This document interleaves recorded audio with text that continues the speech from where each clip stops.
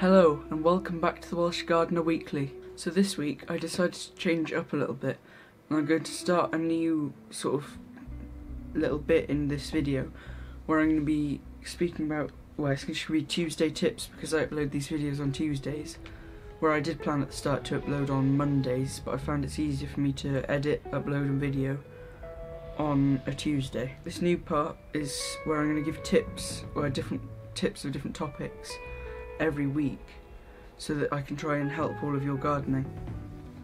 So this week it's going to be how to encourage more beneficial insects into your garden.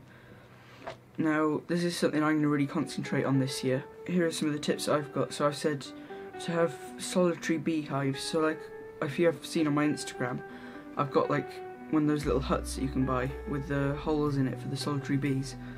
So I've got that because solitary bees are the most common bee in the UK. I've also got bug hotels here. So that's just like stacks of different things that bee bugs and stuff can live in. You can also let some grass grow longer and have some different heights so that the insects can hide from predators. Also stacks of logs covered in leaves, that's a really good habitat as well because it provides shade, some moisture, and it also it's just what bugs like. Open and bright flowers attract bees and other pollinators like that. So if you plant as many of them as you can, then you'll get all of the beneficial insects that you need. So now for the poll results.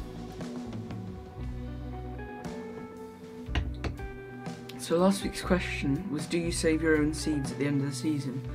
So 66% of you said that you do sometimes, and 33% of you said that you don't, and then 0% of you said that you do. So that just shows that many people just buy new seeds every year. Which, on that topic, I was going to show you some of the seeds I saved last year, which I've got in a little recycled pot here. So most of the ones that I saved are broad beans, as you can see.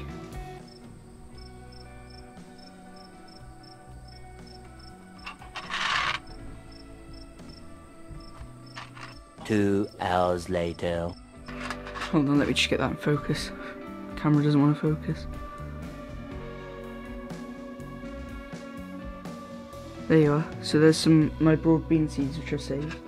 I've saved at least probably 20 there. I've saved, and then I've also saved 4 in the bean seeds. That wasn't really successful. I was also going to say about how you can save your own seeds, because I was thinking maybe some of you didn't actually know how to save your own seeds. So with beans I'm confident with doing it, which is at the end you stop picking any of the beans and you just leave them to go whatever they want, and then the pods eventually they all dry out and crisp out. Then you can pick them and then you take the beans out of them, and then if they're fully dry then you can store them until next year. And if not, then you just leave them in a windowsill or something like that to dry. Just like that. And then you can also, with most other plants then, you can just let them go to flower and then you collect the seeds after. But I'm not the best with that. And I know with garlic as well, at the end you can take some of the cloves from your last year's season and you can just plant them in the ground and they'll grow. So this week's poll, which will be up here, I hope I point to the right side this week because I didn't last week. So the new poll question is, what is your favourite thing to do? Sowing or planting or harvesting? So do you prefer planting at the start of the year or do you prefer harvesting those plants at the end of the year? Just leave your answer up here or over here, wherever I'm pointing right. So online I've been seeing loads of people questioning about what they can grow in a shady garden, where they've got maybe tall shady trees or they have like fences or something that's shading. So I've got a book here that I'm going to read that I've got some of the best shade tolerant plants so that can help any of you if you're having that problem. So there's tomatoes, courgettes, aubergines, chilies, sweet peppers, fennel, basil, lettuces, Swiss chard, mustard leaves, spinach, autumn raspberries, alpine strawberries, runner beans and sorrel.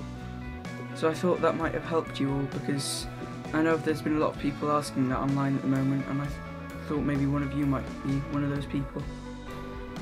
Thank you so much for watching. If you like my content, please subscribe and hit the notification bell down below. Look forward to seeing you in next week's video. Thank you so much for watching. If you like my content, please subscribe and hit the notification bell down below. Look forward to seeing you in next week's video.